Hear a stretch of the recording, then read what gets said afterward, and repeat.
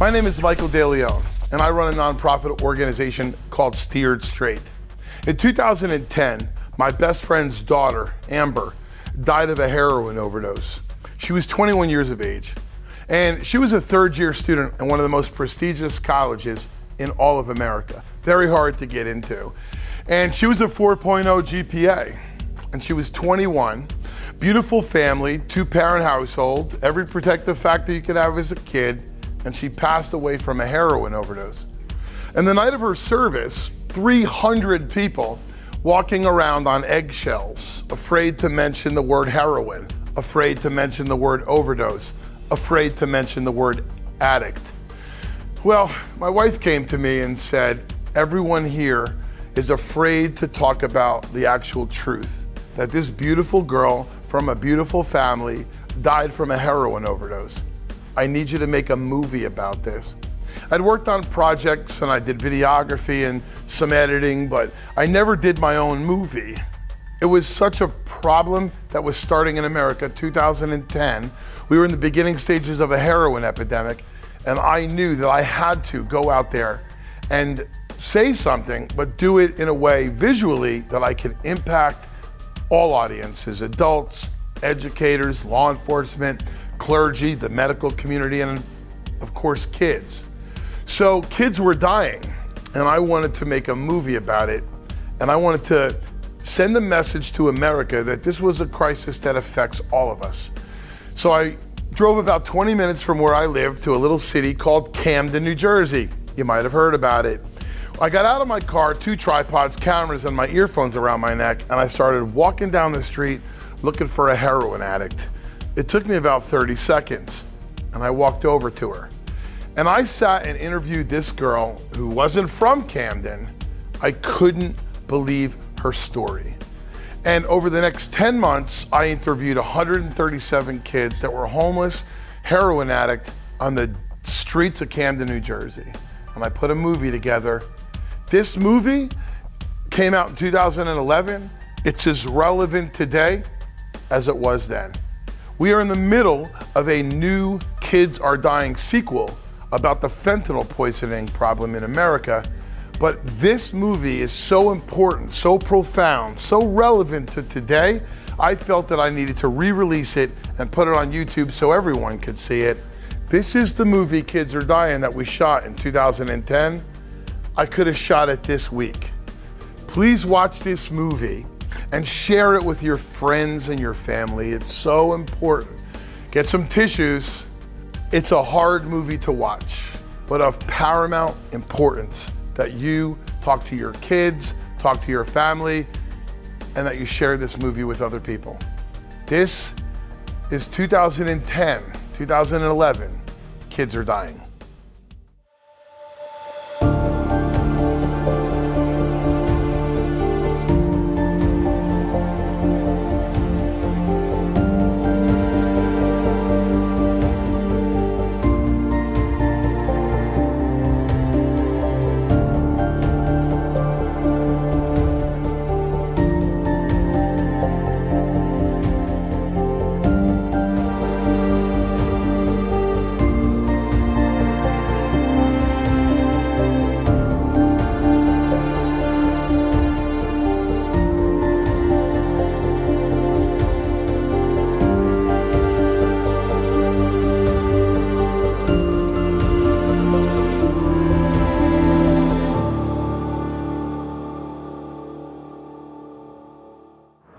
This shit is serious. I mean, I know a lot of people that die. There's people that die every day. I know a lot of people personally that die from using drugs.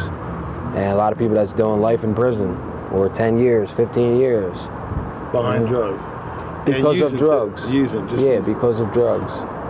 Yep. It's no life to live, man, because there's a lot of stuff that comes with it. You know? There's a lot of stuff that comes with using drugs. It's not just using drugs. There's more to it than that. Right.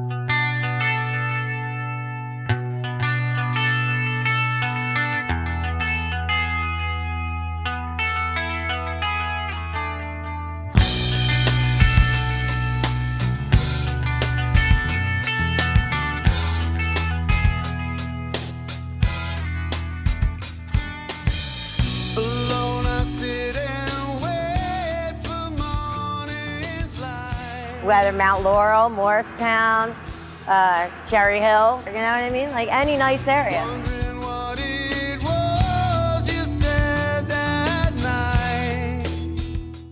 It's no longer in a neighborhood, it is all neighborhoods. Can't remember what was true the last time I spoke to you. I didn't realize how fast I was destroying my life.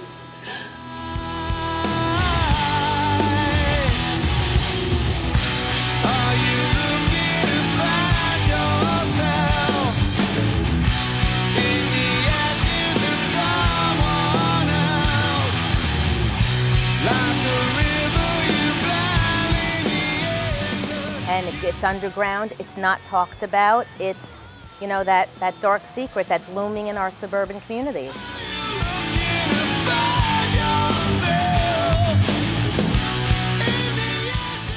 This is an urban and a suburban epidemic, and pretending that this won't happen to you or your family is no longer an option. Denial is only adding fuel to the fatal inevitabilities of addiction.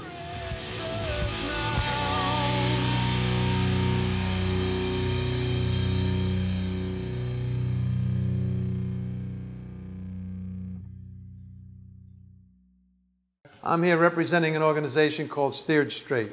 It's an organization that's taken a serious look at the heroin epidemic going around our country. And it's not an epidemic that's just located in the urban areas. It's also located in the suburbs, and it crosses all kinds of people at all levels, not just impoverished people, but wealthy people at all. It's a serious, serious problem that we should all be looking at. So speak to your children. Talk to your neighbors. Don't say it can't happen to my child. It can happen to anybody. So please, take this serious. Thank you very much. This film was very hard to do. Over 230 addicts on the street. I went to 37 funerals in 1 year. And young kids I met along the way. One of those young kids was a beautiful young girl whom I met a few times in the Ocean County Juvenile Detention Center, the last time only a week before she died. 18-year-old Cassie Colucci. You know, you look at her childhood pictures and you see someone with a future, not a future heroin addict. And parents, they sometimes just don't know what to do. I knew Cassie had a problem and I just didn't know how to help her. But she just kept going down that road. It was just like a runaway freight train. A beautiful girl, a joy, an angel with her whole life ahead of her. And now a drug addict. And what does an addict want out of their life? You go from socializing and partying to isolation and seclusion. That point where drinking and drug use cease to be fun. Alone in your bedroom or your bathroom with a needle in your arm. You become a slave to the very thing that is destroying you. And then you're gone. And for these young, beautiful people, how did it all start? And when did it all start? Marijuana, weed, that was my gateway. A lot of people, like a lot of my friends, like everybody gets high. It's crazy. It's a serious problem. My mom passed away, and I was real depressed, and I just started, a buddy of mine told me, here, take a couple perks, it'll help you feel a little better. And I got high, and I just I fell in love with the high. And I couldn't stop. No, I started off alcohol, went from alcohol to sniffing powder, selling drugs. I used to sniff powder to stay up, to get more money. And when I started sniffing powder, started smoking weed, and it just escalated. Yeah, my dad had Klonopins, and my stepmom told me how he'd take the pills and drink and then he'd be all fucked up. So I figured that's what I needed to do. Rockaset. Perks, oxys, whatever. It started with alcohol, taking sips of, my dad's beer when I was 3, 4, 5, 6 years old. I mean, they say like weed's a gateway drug. It is. Like no, that stuff. It always leads up to this. It always leads up to this. You know, people call it a gateway drug. I call it a door opener. And what I simply mean by that is that when you use marijuana, the opportunity to use something else is right there. You know, a lot of times, you know, it's people, places, and things who, you know, who you're associated with. You know, your friend might try something and he might want you to try it, and you've never done it before. And you try it one time and you like the way you feel, and then you're addicted. From trying, you know, marijuana and drinking, it just made everything okay. One of the big things, obviously, is the gateway. It's, you know, it's starting at one thing and chasing the high. And, you know, I mean, there's a very famous quote found in the Bible 2 times, and it says, "Don't be misled. Bad company corrupts good character." And so I feel like, you know, one of the ways that, you know, when I got sober, all of my friends when I got sober were 50-year-old men. You know, I had no friends. I had none of my peers were my friends, and eventually I got new friends, you know, with the same belief, the same like-mindedness in regards to wanting to stay away from addiction and realizing that it's destructive, obviously. And so I think, you know, one of the big things is getting involved in, you know, people that are like-minded, that want the same things, that are pursuing the same goals, and how quickly it turns when we think it doesn't matter and we let our guard down with people who are experimenting and things like that. You know, it happens fast, and before you know it, you're out of control and you can't do anything about it. Her battle with drugs began when she was 13 years old. It started off with marijuana use and progressed to doing pills. And that slowly progressed to heroin use, which ultimately led to her passing in September. They don't know what they're putting into their bodies. How do you know what you're getting that's been, you know, manufactured by somebody and handed down probably 20 times to the local guy that they're buying it from? What's in there? I mean, I don't know what's in there, but they're snorting it up their nose, they're injecting it into their body, they're smoking it. First time I ever used, I was 12. I smoked weed, actually, down the block at my friend's house. I had surgery when I was 14, and I got prescribed Percocet. And it kind of went downhill from there. Because after I tried the pain aspect of it, you know, after that stopped, then I went and tried it without being in pain, and the feeling that I got just from that. Kids will talk about preferring to pop an oxy rather than smoking marijuana because, you know, you don't smell like you smoke marijuana. You can stash it away someplace, so if you're searched, it doesn't show up. So they have become a popular go-to drug for high school age students in all kinds of social situations. And I was drinking at a party and I wanted pills, and I kept calling and calling and calling, trying to find pills. I couldn't find any. There was a guy at the party who called me over and said, "I can't get you pills, but I have bags, $10 a piece. Heroin." He said one bag will get you more messed up than the pill that you pay $50 for. And at that point, I just didn't care about anything anymore. I knew about the heroin. I never would be a heroin addict, but I was a heroin addict on pills. The first time I got high, I smoked weed and I was taking Xanax. You know, kids are rummaging through mom and dad's, you know, medicine cabinet and seeing what they got. You know, there's pharma parties these days where like kids go through their parents' medicine cabinet, pick something, and you know, that's your admittance into the party. And then there's these huge bowls of God knows what, you know, anything from Ritalin to blood pressure medication to Vicodin and OxyContin, you know, and so that's how these kids are getting started. Kids are getting started by starting to experiment with prescription drugs and then become addicted to prescription drugs. And then if you're starting to buy prescription drugs, they're significantly more expensive than a bag of dope. you know. So so once you are already addicted, that's what's leading you to the heroin. So marijuana is a problem in terms of the fact that it's a vehicle and a commerce for greater use and pill use. If marijuana itself was just left alone and was just the leaves or whatever, I would have a whole different opinion of it. But this is just, it is used as something to use people to get them to the next level. You know, we see people younger and younger presenting. Oftentimes marijuana is the first substance that's used.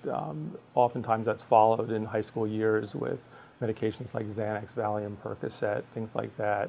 And then it escalates. And then oftentimes people don't realize how easy it is to become physically dependent on the opiates. And then after that, it becomes too expensive to continue to buy oxycodone. And people learn that heroin's less expensive. Come to me, better days, come to me now. I have a bitter pill to swallow somehow. Allies, they fall away like sand in the rain. Okay, when we were in high school, we thought of a heroin addict. You thought of a junkie on a street corner in a city.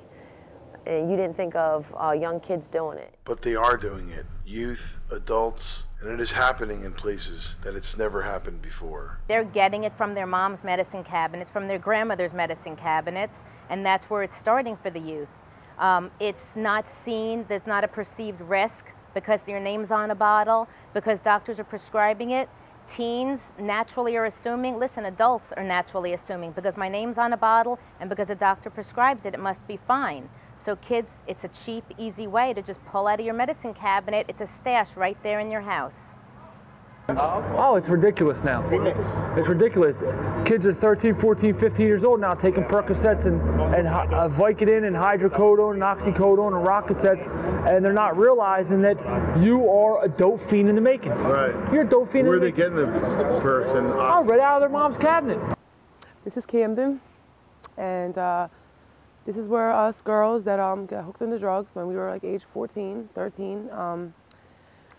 We need money, so we kind of sell our body and stand on corners to get money for drugs. Some of us do dope and some of us do crack. And we just walk up and down the street and stand on corners and see what cars stop. It's very hard out here. It's scary. We can get killed, either raped or bodies dumped into rivers and wherever. Anybody that is watching this, please tell their kids not to do drugs, and it's better for us to do something good for themselves and their life and stay out of the streets. We raise our kids to reach their destiny. We believe in them and in their future. We don't envision a life of addiction, not for them. It's a conversation that we must have, and we must have it more often, because drugs kill dreams. I always said I would never shoot, I would never do that, and everything I said I would never do, I ended up doing. People say, oh, well, that'll never be me, and you know, I won't, you know, I get my drugs from the doctor and they're prescribed. Well, the day's going to come, you know, where you're going to run out because your tolerance builds and builds and builds, and your doctor's only going to prescribe so many, and you're going to overdo it one day. You're going to run out and you're going to get sick, and you know, you're going to feel that feeling. And you can say that you'll never do it all you want, but when you feel that feeling, you'll do anything to make it stop. Anything. You know, you'll hurt your family, you'll steal from anyone, it doesn't matter. You know, you'll do anything to stop that pain. I need to get more, and to buy one OxyContin pill is $40, almost $50 some places. And I couldn't afford it anymore. You come down here, I buy a bag for $10 and I'm just as high. But then you need it because you're getting so sick. If you don't have it, I'm on the street now. I had no idea, like, how strong of a hold this addiction had on me emotionally, not just physically. I used to always come and leave. I'd get my drugs and leave. I was scared. And then I got comfortable, and that's even worse. We shouldn't be comfortable in the city. No. This is a dangerous city. My mom says to me. And we just walk around like nothing. Started off sniffing and then sniffing, you need more bags, you don't get as high. so you do the shooting, so you don't have to do as much drugs, and it's a revolving door. Nothing is better, ever. You think it's all going to get better, but it doesn't. Definitely not a life you want. I mean, it's a waste of time. I blinked and I'm 26. I'll be 27 the end of January. And I mean, feels like it was just yesterday I was a teenager, and I don't have any great memories, nothing that I mean, I'm very intelligent. I could have went to college, I've done anything, but I threw it all away. It happens so fast, but it's such a long time to recover. Like, I went to prison. I did almost 3 years in prison. I felt more free in prison than I did in my heroin addiction. I was in a prison in my own mind. If I hadn't done painkillers and she just said, oh, you want to try heroin? I'd be like, no, definitely not. But because I had that addiction to the opiate already, and they've basically, you rationalize, well, it's basically the same thing. That's synthetic heroin. It's basically the same thing. It's in the same group. I mean, that's basically what I'm doing. And I had that physical addiction already. Like, I couldn't not do Roxy's. So it's, you know, easily justifiable. But if that wasn't the case, if I hadn't been doing painkillers, I would never have even thought about trying heroin. A lot of times, you know, when you're using is you don't like yourself and you don't know how to go back and say, you know, it's not a little bit of pride, a little bit of you're scared. It's just a little bit of everything. It's just like a cycle, vicious cycle. Even when you want to get clean, if you don't know how and you don't know what to do, you can't. You just can't. The drugs are stronger than I am. These kids don't realize and they're getting themselves into nowadays. You know, they're taking these prescription pills, taking these, you know, and they're not realizing in 6 months they're going to be shooting heroin and robbing their families. Right. You know, and they don't see it happening to them. No, but see, that's the whole thing. Nobody does. Don't ever pick up drugs. You wouldn't look like me, have nothing. Nobody wants you. You're just the scum and the trash of the earth that's on the littering on the floors of Camden. You're just trash. You're nothing, you're nobody. And you will never have any. And you will lose everything you have when you get it. And there's no such thing as a functioning addict. An addict is an addict. Do not end up like me, trust me. It's not the life you want to live. It's not glamorous. It's not, you know, it's not fun. It's really not. I'm really dead inside. I'm not, you know, really killing myself.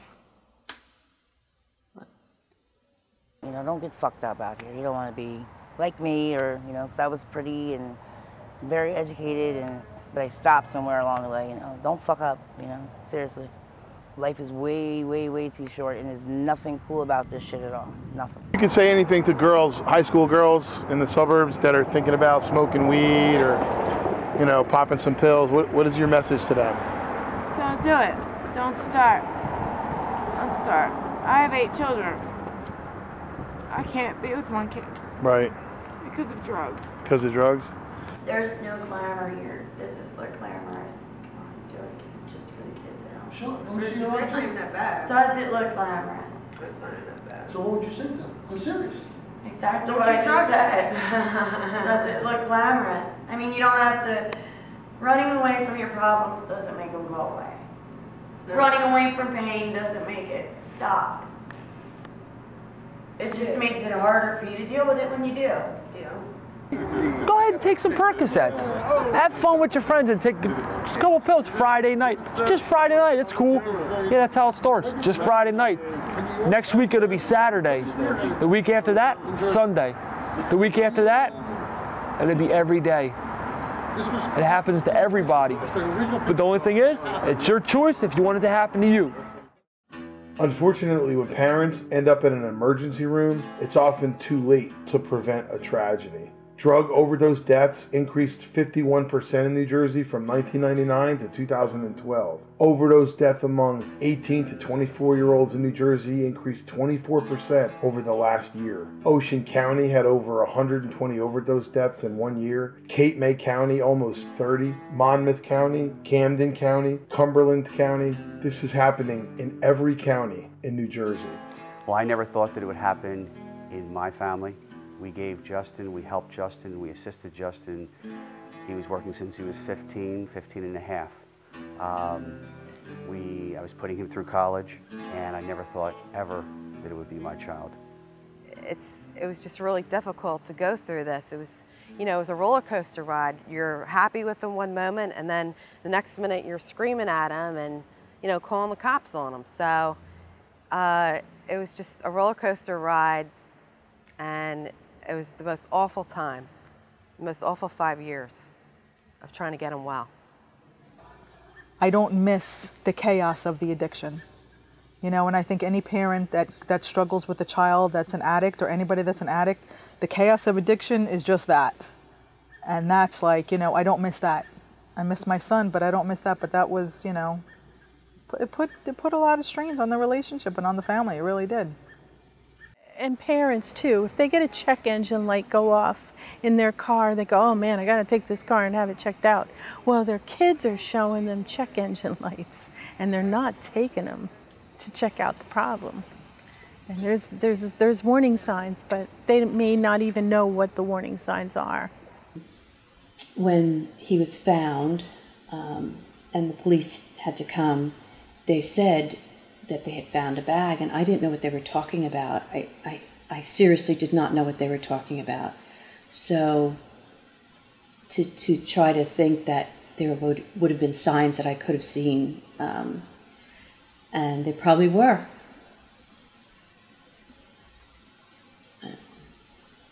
That's just something that I have to live with. You never think it's going to be your kid, and when it is your kid, your world stops.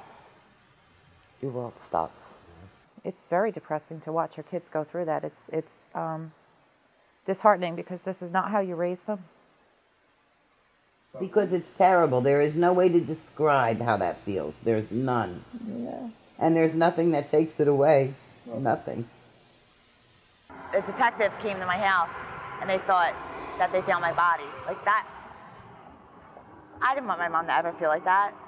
I would never want that to happen to my daughter. Like, that kills me. Even we have that bad blood between my mom, but they don't deserve that. You know, that had been, just probably killed my mom. You know, it's so fragile. You know, if this addiction is so strong, and you know, you have to struggle against it, I'm sure. I don't know exactly what one would go through, but it's clear that it takes a lot of strength. It takes a lot of discipline. And, you know, just one time where you falter can lead you down a path of no return. So how long have you been out here now? Actually, it's been 2 years. It's been 2 years off and on. I haven't seen my family for 2 years. You haven't seen your family for 2 years? So who's your family? I have 3 kids. 3 kids?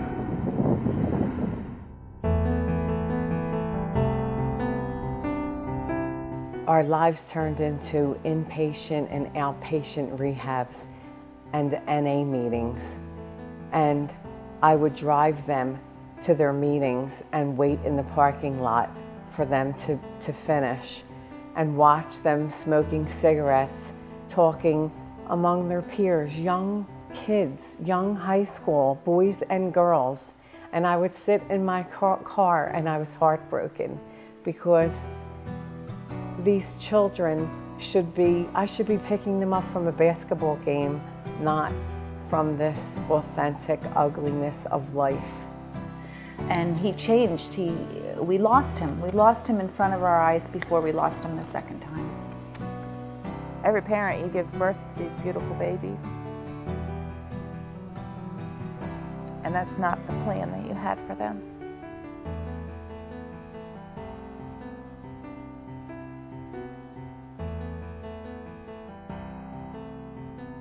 This epidemic is real, and it is getting worse. And it's not something that exists far away or only in urban communities. It is a problem that is closer than you think. We are just at the beginning. If you go into a room and you ask people to raise hands of people that they know in their family, in their lives, they're 100%, I don't even ask people anymore, because I say I know what the answer is going to be. Everyone raises their hands. Someone in their family is taking prescription opiates. prescription pain medicine, and the way the brain is set up, after 6 weeks, the brain has to become addicted physically to opiates. So there's no way around it. When these doctors are writing long-term prescriptions, you have to get addicted physically. So what do we do with these people? What do these people do with themselves after the 6 weeks? They're addicted. So they continue on their prescription medication, and when that runs out or that's cut off for any reason, people move on to heroin. It's just the progression of the way it works. Because it's like at some point you can't really get around it. When you have 90 deaths in a county and you have a county who experienced those 90 deaths due to a drug overdose, people are talking about it, you know, but yet again, in the same regard, it's minimized a little bit. Because do we really want our county to be known for, you know, so many overdoses? Right, do we really want people who are going to be buying houses in Ocean County to know, wait a second, I want to buy a house in a county where there's been 90 deaths due to drugs? I moved from the city of Philadelphia to the suburbs of South Jersey and Gloucester Township because I believed the delusion that inner city kids use drugs more freely than kids that live in suburbia. I was so wrong. It's just as rampant here. Maybe even more so. It affected my family. We had to leave our home. You know, when a family member, especially, you know, like the husband, he left me with 2 boys. I know nothing about raising boys, you know, and I don't think the parents think about it. They're so, you know, caught up in their addiction that they don't understand what they're doing to their children. You know, and the children are watching, and some of the kids think it's a way of life. So these suburban parents think, you know, that could never happen to their kid. I mean, oh yeah, absolutely. They don't think it can happen to their kid, and another thing is they don't know how many people really do use in suburban areas. There's a lot of people that use, you know, and they don't see it. A lot of people can hide it. And it seems as if all the progress that was made in education was morally judged as bad and bad people out of lack of education. And it reset to a default of addicts are bad people. They do bad things, which they do, by the way, just like alcoholics. And that we shouldn't be interested in these folks. Well, there are kids and grandkids. This isn't due to a specific neighborhood that we either care or don't care about. You know, this is in Camden, and it's in Short Hills, and it's there with equality. Like, wow, this is like very, very serious. You know, it's not just certain groups here and there, or happening in Bermuda or Mexico or something. It's literally right next door. You know, right next door. Nobody's exempt. Nobody's kid. Yep. Doesn't matter. Dirt poor or filthy rich. But we want to get out there and let people know it can happen anywhere. Any house, any town. I was instilled with good morals. There's no reason for this, you know what I mean? But it can take anybody from Park Avenue to Park Bench, anywhere in between. It's not biased. People seem to think that the students who are more easily identifiable as the bad students, the ones who get the bad grades, the ones who make trouble in school, are the only ones who would possibly fall down that path of drug abuse and addiction, and it's not. These are good kids as well that struggle with this. It's not what it is today, you know, especially heroin and opiates, you know, are seeping into suburbia. I mean, I think parents need to be aware that this is a huge problem. And I think parents need to be aware that people who are using drugs and alcohol are incredibly creative and good at covering that up.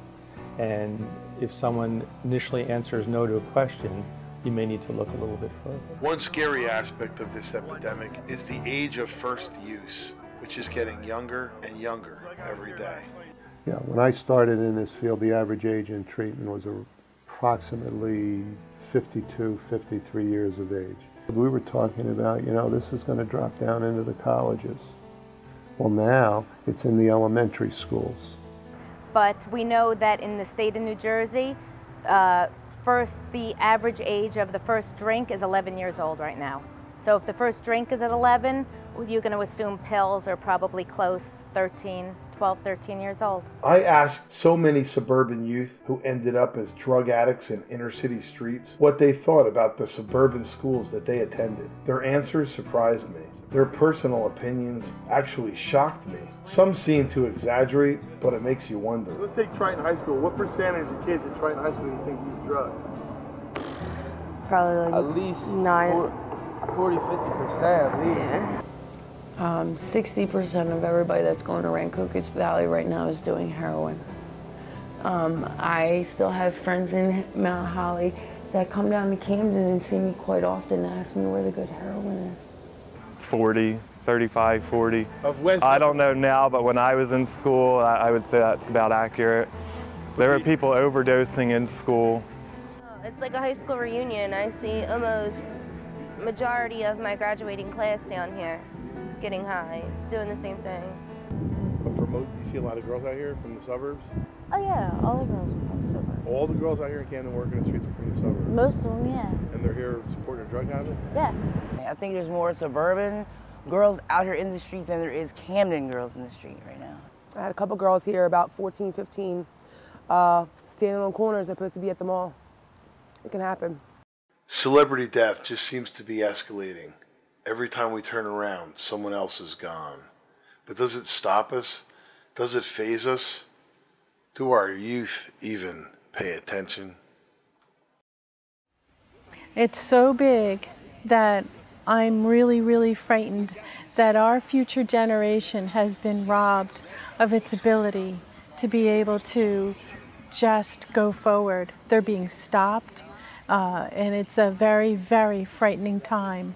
Our youth is being robbed.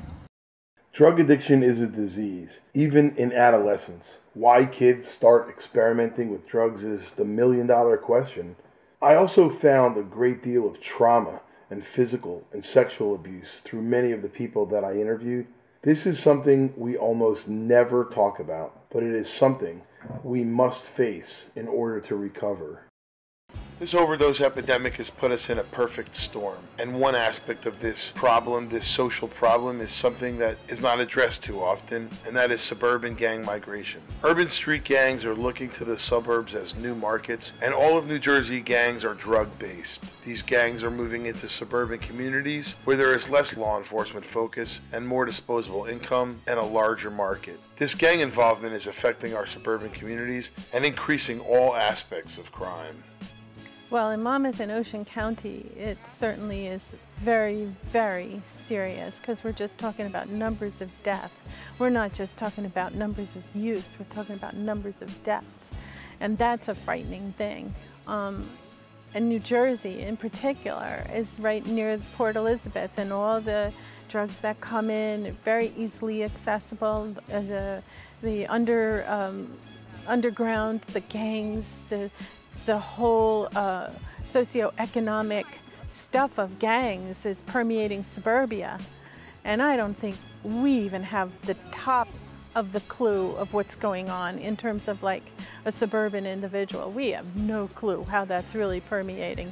We've had a lot of problems with all different kinds of crimes, shoplifting, thefts, burglaries, and related to drugs.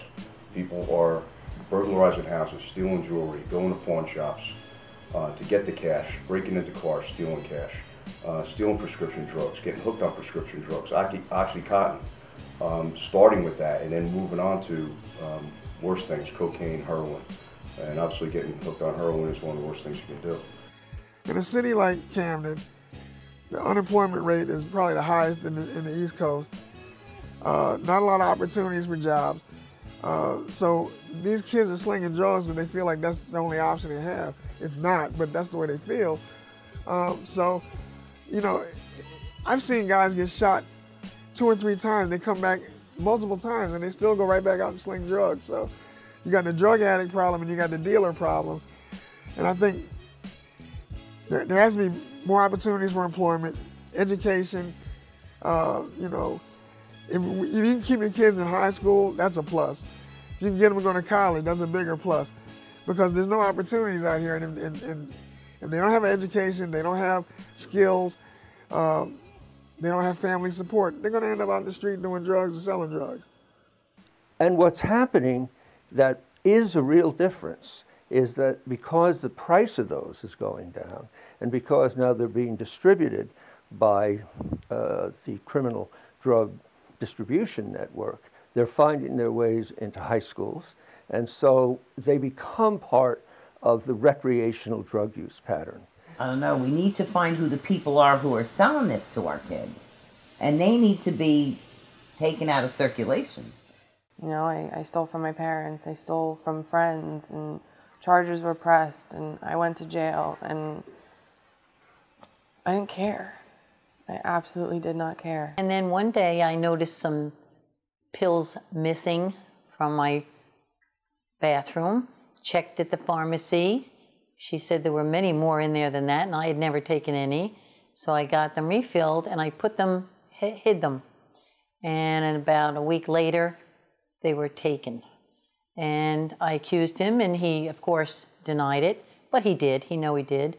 And I called up my son, and he said he's out of the house now, and I put him out.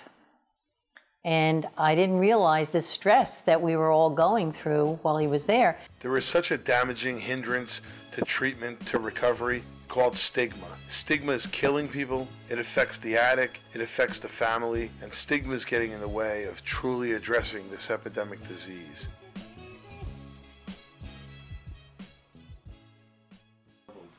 Well, I would say that the addiction rate has climbed to epidemic proportions. So when you're talking about overdose deaths, that's the tip of the iceberg. There's a lot of other suffering that goes on with people addiction besides overdose.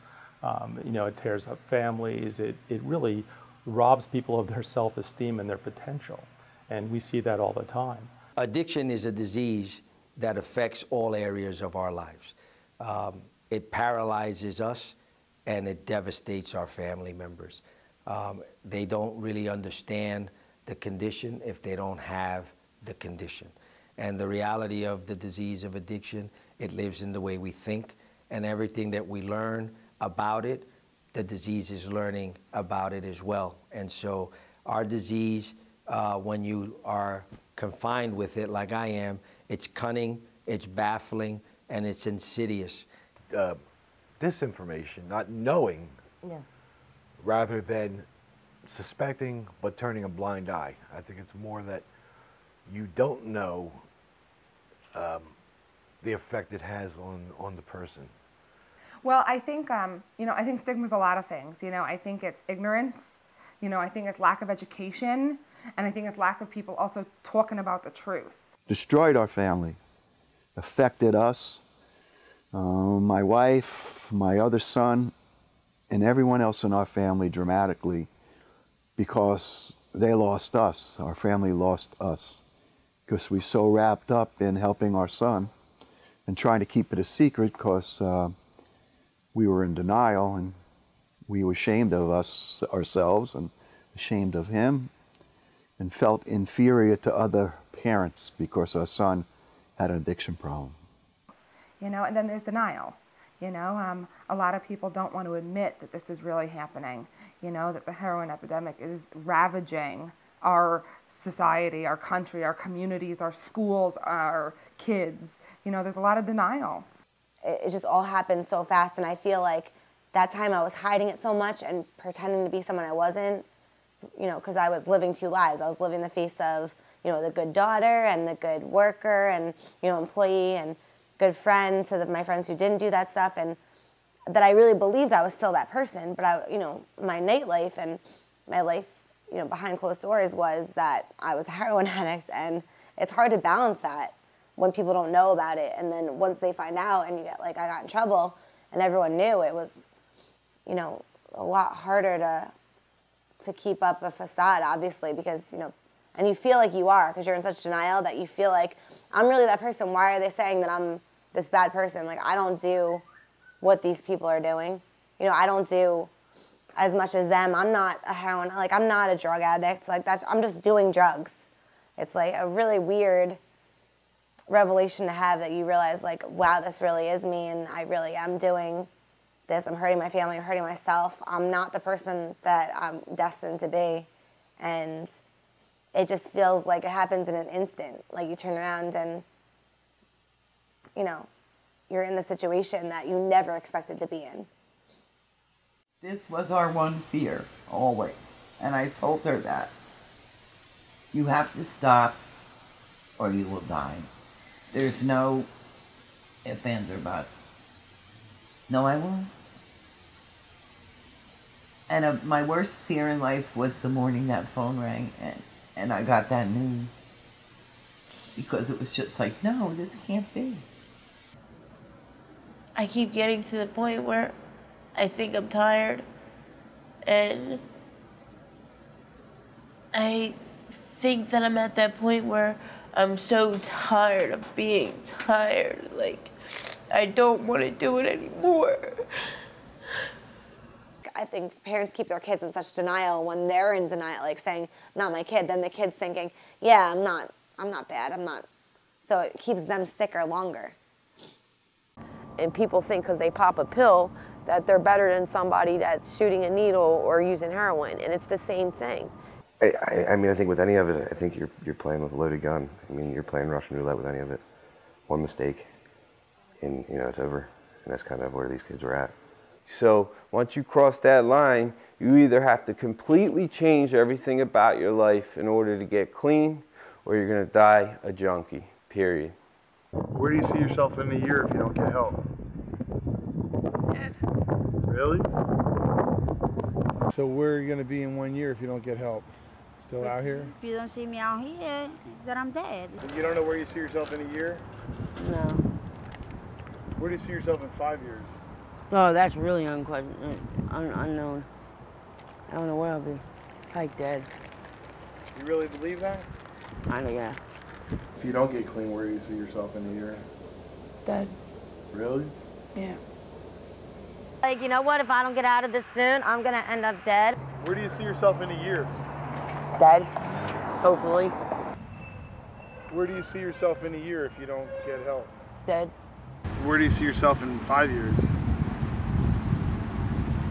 I don't know. I don't know. And where do you see yourself in 5 years? You don't know? I didn't see me this far. Right. This is the most damaging health crisis facing our nation today. The only way we're going to solve this problem is through collaboration. Law enforcement alone cannot solve this problem.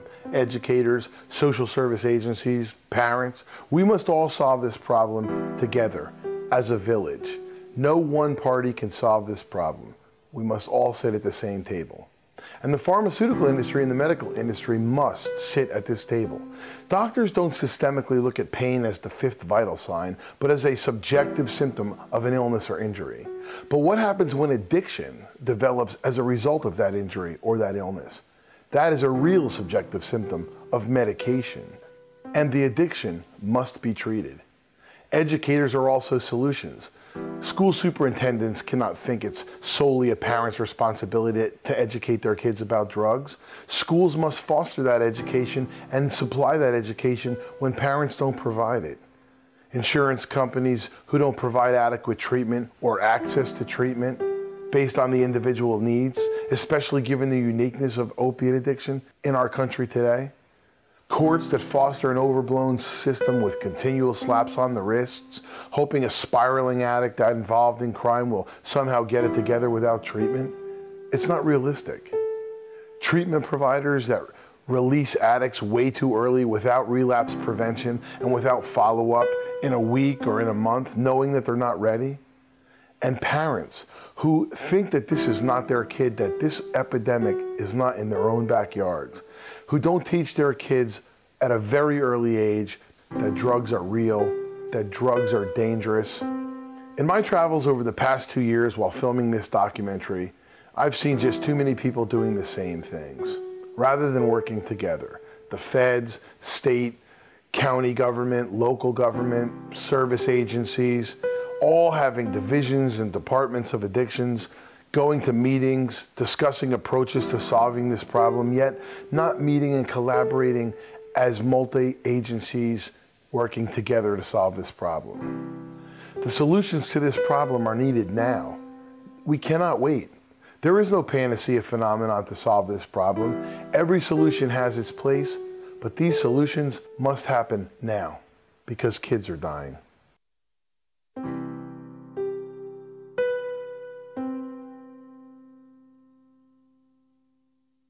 We also, I believe, as a country, don't have a realistic idea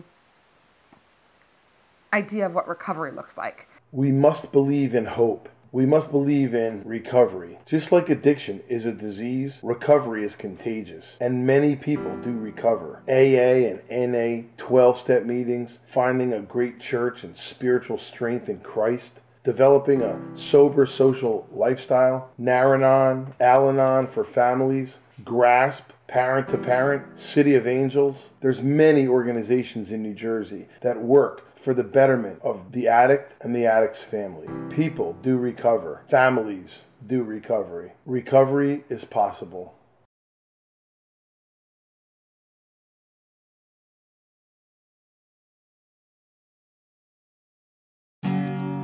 I was walking down the road,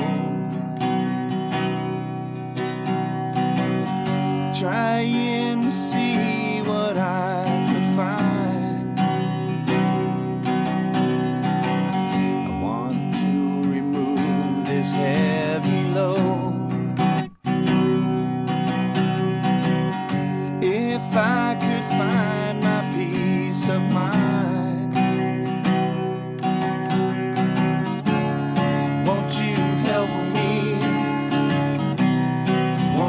Show me the way.